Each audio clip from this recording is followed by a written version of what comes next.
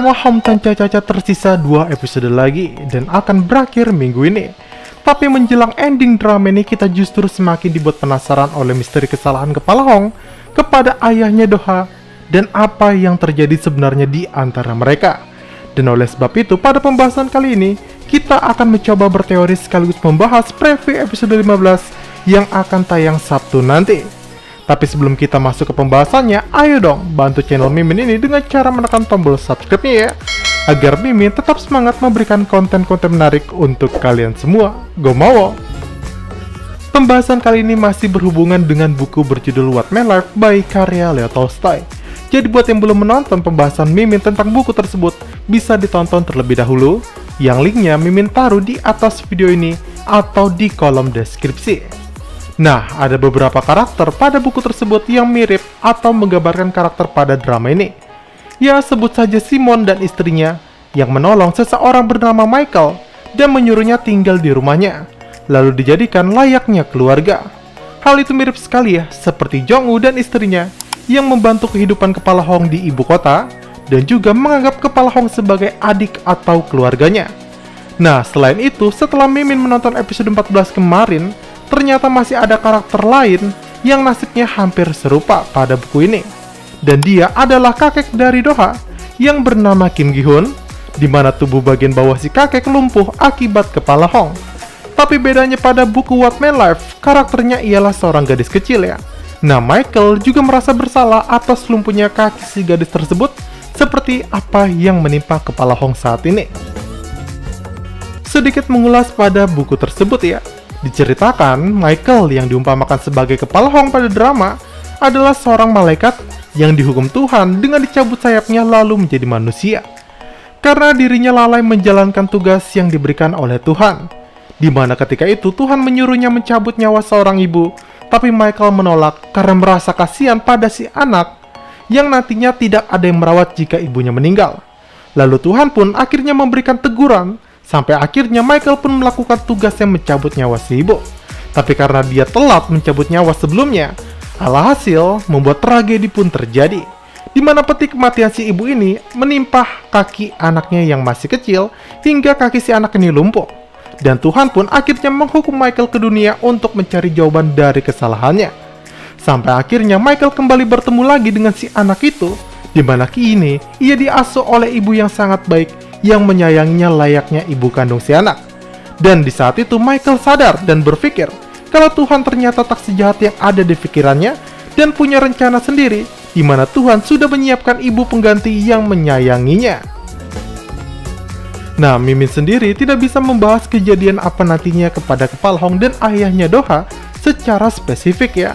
Tapi melihat dari referensi data di atas, yang jelas cacatnya ayah Doha nantinya memang kesalahan dari Kepala Hong, tapi bukan kesalahan yang memang disengaja, melainkan kesalahan akibat sesuatu yang tak disengaja.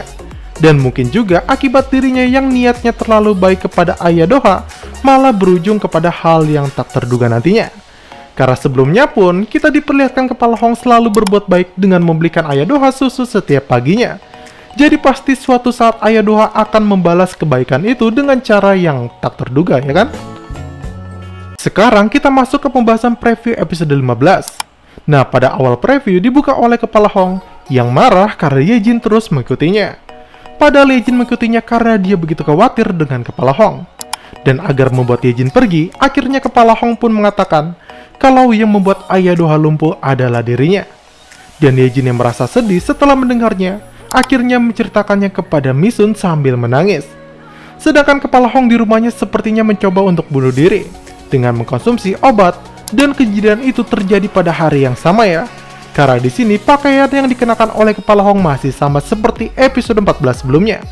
Nah, sebenarnya ada 2 opsi di sini, yakni itu adalah obat penenang dirinya yang diberikan dokter, atau bisa juga obat yang akan digunakannya untuk bunuh diri. Tapi mungkin saja opsi kedua terlihat lebih logis ya pada sini nih. Kemudian scene memperlihatkan flashback masa lalu Kepala Hong, dan di sini dia berusaha membuat ayah Doha percaya kepadanya dan menunggu untuknya. Lalu scene melompat memperlihatkan ayah Doha kembali menemui Kepala Hong, namun di sini dia terlihat begitu tergesa-gesa memasang raut wajah yang cemas. Kemudian scene pun memperlihatkan kepala Hong yang menangis sambil mengenang canda tawanya bersama kakak angkatnya Jonggo. Dan kita akhirnya diberikan clue bagaimana Jonggo bisa meninggal dunia, yang sepertinya terjadi karena sebuah kecelakaan. Nah, kalau dilihat dari posisi mobilnya, kecelakaan tersebut akan terjadi pada sisi bagian kiri mobil, alias dari sisi si pengemudinya, di mana itu adalah posisi Jonggo.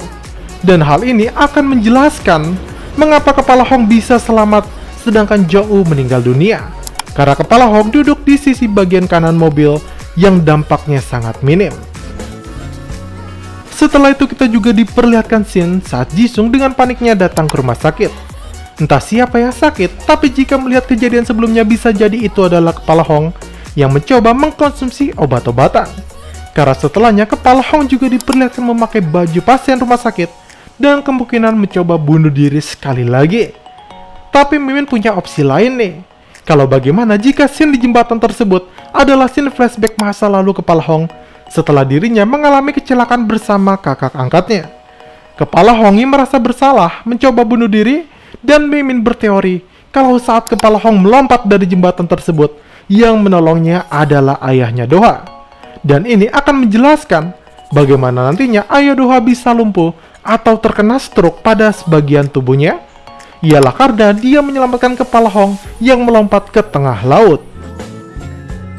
Nah, teori tersebut sudah Mimin pikirkan dan jauh lebih kuat daripada skenario jika ayahnya Doha ikut mengalami kecelakaan di mobil.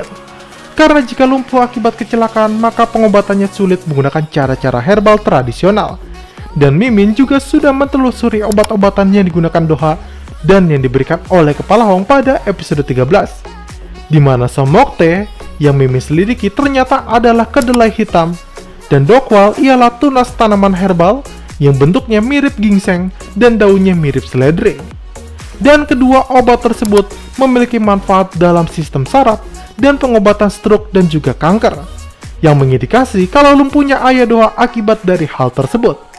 Lalu jika dikaitkan kenapa ayah Doha stroke akibat kepala Hong, skenario paling baik adalah akibat menyelamatkan kepala Hong dengan melompat ke air laut yang sangat dingin.